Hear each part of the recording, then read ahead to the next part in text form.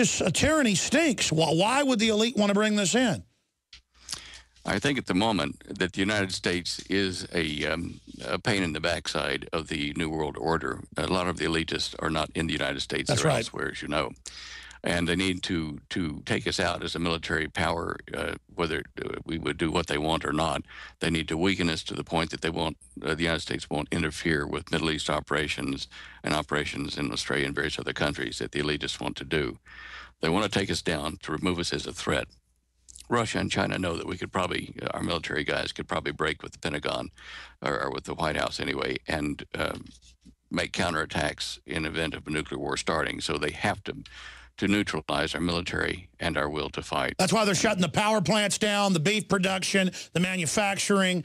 Everything's being cut right now. It is a military operation against us. Yes, absolutely. And when they hit the internet and our phones and credit cards, hence things like that, with various worms and Trojans. It's the mega banks working with all these other crime syndicates. You can really see it. They want this country totally gutted. Yep. And when Holly and I were guests of the Hopi Indians at the Shingopi tribe, Second Mesa, their prophecy keepers told us that America will have a multifaceted, multi-sided civil war very shortly, and black against white, Puerto Rican against black, whatever, Muslims against Christians and Jews, and extreme right, extreme left, poor, rich, all these kind of different directions will tear America apart once the economy starts to fail, and America will eventually be invaded, according to the Hopi prophecies. And a lot of what they say makes sense to me. Well, I mean, you can just look at what's going on and how they're race baiting everything. They're really trying to balkanize the country and set it up for race war. Well, certainly, and there's certainly enough weapons and ammunition and stuff around to do that.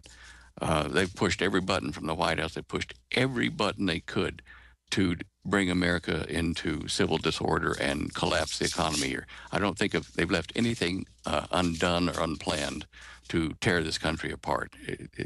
They couldn't have done it better if they planned openly to destroy us. Incredible.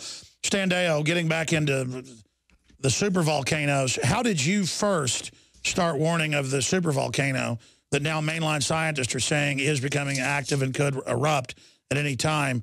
I mean, how did you first get into that, and what else are you concerned with the Ring of Fire becoming very active, all these earthquakes we've seen? How much of an increase the last few months?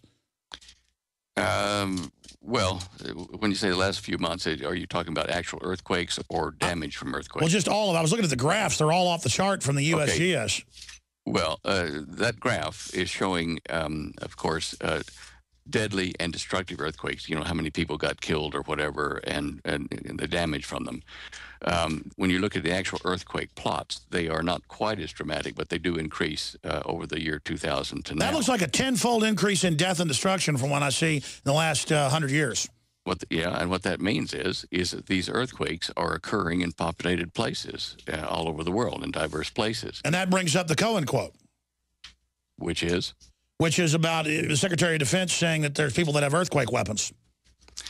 Well, yeah, I mean, we've known that for a while. I mean, Russia and the United States signed their first weather war treaty, or geologic treaty in 1977. So since 1977, it has kind of been a matter of public record that this kind of nonsense has been going on.